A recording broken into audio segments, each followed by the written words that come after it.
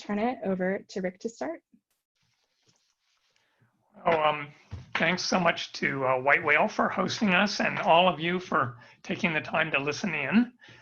It's really great to be part of the warm-up act for Mike's book launch, and also to be reading with a very, very good poetry friend, Joan Bauer. So, though we're really here to celebrate Mike as a poet and his wonderful new book, I'll hold it up. He said he was too shy to hold it up.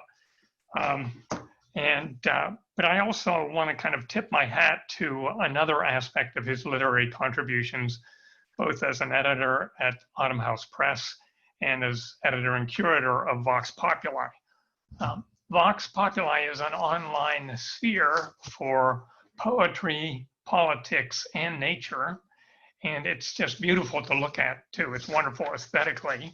So I've chosen to read poems tonight that I hope you hear at least a little of all those things in these poems.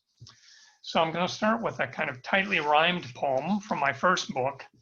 It was sparked by an anecdote from a friend who claimed, I have no idea if this is true, but he claimed that when he was working at Forest Lawn Cemetery, J. Paul Getty, who was then the richest man in the world, was stored there along with a lot of poor people, while Getty's lawyers were getting approval for his body to be buried at the art museum that he'd endowed, not the current Getty, but his first art museum. So it's kind of easy to take cheap shots at somebody as rich as Getty, but really this is kind of a poem about all of us, the lives we choose and the lives we find we've chosen. It's called J. Paul Getty at Forest Lawn. Your intricate will has brought you here, to this cold storage locker at Forest Lawn. This stark white room, the end of a year that you had hoped would never end. Now, embalmed and scrubbed, your hair combed back on one of these identical chrome carts, you lie along with every indigent in North Los Angeles. They're waiting to be claimed, but you, Paul, wait while lawyers clear your burial request through city zoning channels. Indignities the great are subject to. But with luck and the best counsel in California, you may be allowed your final wish to be your own dead guest at the knockoff Roman villa you'd endowed. Such giving had its place. It wasn't hard. You felt that business should support the arts. And so it went. The limo down to Wilshire Boulevard, your phones already ringing in the dark, your drowsy aides, your cigarettes, the planned meeting in Brussels, your pumping oil rigs, your heart, your endless memos in that cramped and driven hand. And so it went with us. We worked, we chose unwittingly the lives that we became. Our views were honest by our lights. We mostly did those things we thought we should, never made the news, had built-in sprinklers and freshly sodded lots. Our kids would sign our names for gas and cruise 2 exits down from East LA and Watts. You wanted to be buried with the old masters. They line your darkened galleries beyond the realm of being bought and sold this cool spring night. There's a kind of peace about the place, the faintest starlight among all those resurrections and nativities, the watchman's distant footsteps down a hall. You can have yourself buried anywhere, but you can't just move your heart so easily. Patron or not, no matter how hard you stare at the gold in those medieval icons, you won't see the firmament, or in a moment understand your room of Spanish mystics, how oils can be a medium of grace as they are for Zurbaran. And so the poor old man that shadows each of us, you rest beneath fluorescent lights, eyes closed. Beside a girl found upright on a city bus and a young street fighter from the barrios. Poor now, Paul, possessor of a cart, some gauze, a rubber block behind your head. You lie reposed, hands folded on the sheets, your nails grown out like claws. So I'm going to jump to a new poem. This is called The Chorus, and it appeared last year in Vox Populi. It kind of took shape over a long time. I kept thinking about the lesser heard voices in our world. People, yes, but also kind of the voices of the natural world too.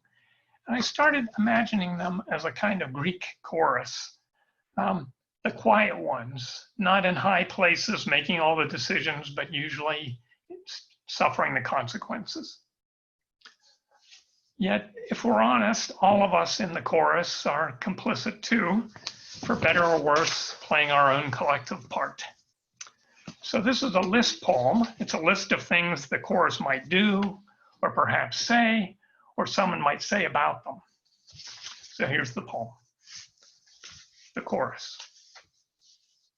The chorus worries, warns, watches the glow as the city burns, sees the women led to ships and weeps, works at the deli counter, evening shift, survives the recent famine, drought, escapes at night from the Egyptian coup, kneels at a routine traffic stop, breathes in unison, three-footed lizard on a low stone wall, swaying silver undersides of leaves, birds in mist above gray fields, their call, response.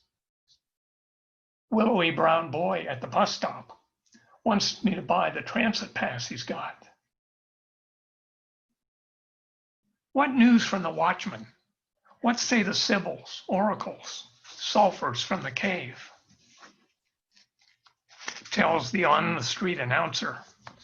He was quiet, likable, a little strange. Waits in jumpsuits in a line of cells. Hordes use foil from meals on wheels. Dances, swaying hand in hand, two Down syndrome girls, new friends, linger as a wedding party ends. Tends the household altars, goes online to shop, files forms in triplicate. Wonders what a life is worth. Passes numbly through the smoking shards, calling an unknown future forth.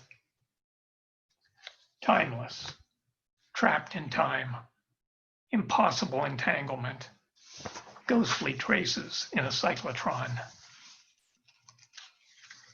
Drinks the stagnant water and moves on. Hears overhead the F-16s. Carries cracked clay jars of barley, wine. Brings the offerings. So I'm going to end with two poems from my most recent book, Each Perfected Name, and Mike generously reprinted both in Vox Populi. The first one is called The Sparrows of Bahrain. Behind Bet al-Quran, its 13 centuries of text enshrined in glass, where you can see beneath a lens the holy verses on a grain of rice. The sparrows of Bahrain scuffle by the trash bin and leave their delicate calligraphy upon the dust. The price of oil goes up. They are not touched by it. The causeway to the Saudi states shuts down. The sparrows squabble, mate, and flutter on. Communication towers, refineries, desalination schemes are of another world to them. In the 27th Surah of Quran, Solomon has marshaled all his jinn, his birds and men, into a vast battalion. Sheba sends forth envoys bearing thick, tooled gold. Solomon responds, "That which Allah has bestowed on me is more than any wealth you send." At the public dump in Manama, sparrows move nimbly among the flames, finding the tiny grains, even the last few poor within this oil emirate disdain.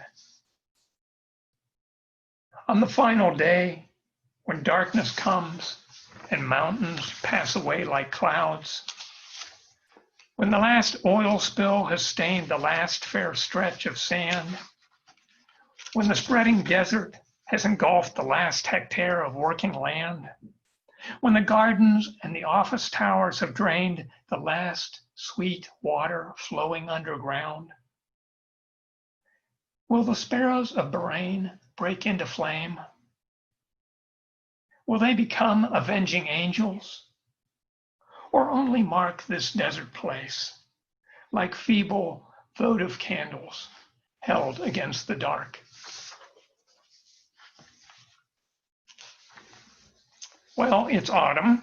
We're past the equinox, and things are getting darker in more ways than one. This poem is set at the winter solstice, riding a greyhound on the Pennsylvania Turnpike, reading a newspaper, and then turning to read a play by George Bernard Shaw about the young French mystic Joan of Arc. This is the last poem. As we read the news, sometimes it seems that all our actions in the world come back to haunt us. And there's a kind of fairness to that, a moral symmetry. And that's where this poem starts out, but it ends in sort of a different place. It's called Reading Shaw's Play, St. Joan, at the Solstice, on a Greyhound, heading home. The year comes round again with its own dark fairness. Out on the turnpike, flecks of sleet, lightning through night clouds, ghostly then stark, echo of thunder. In the tabloid at my seat, old scatterings return. Flicker of war in the Congo and Sudan, late season hurricanes, tainted meat. All around me, whispered conversations of the poor. 2 rows up, a solitary reading lamp. We're making good time, but where? The bus outruns its headlights in the dark, sucking diesel fuel. I turn back to Joan of Arc, where the French cause seems lost too. No one believes in her, but Joan insists. God speaks to me. I hear his voice. That's your imagination, they reply. Of course, she says. Isn't that how God speaks? It's snow now. Giddy, dizzy flakes are multiplying everywhere. They clean the air. Like once when I was lost in abstract speculation, and a good friend asked, can't we cut the crap and just agree we're all together on this bus? At the service stop, we pile out, all of us, laughing. Woman in a burqa holds her daughter up, who points at the wildering white, amazed. Jesus, it's beautiful, a guy with a Rasta cap and dreadlocks says, as he catches a snowflake on his outstretched hand. The year, in its fairness, comes round again. Thank you.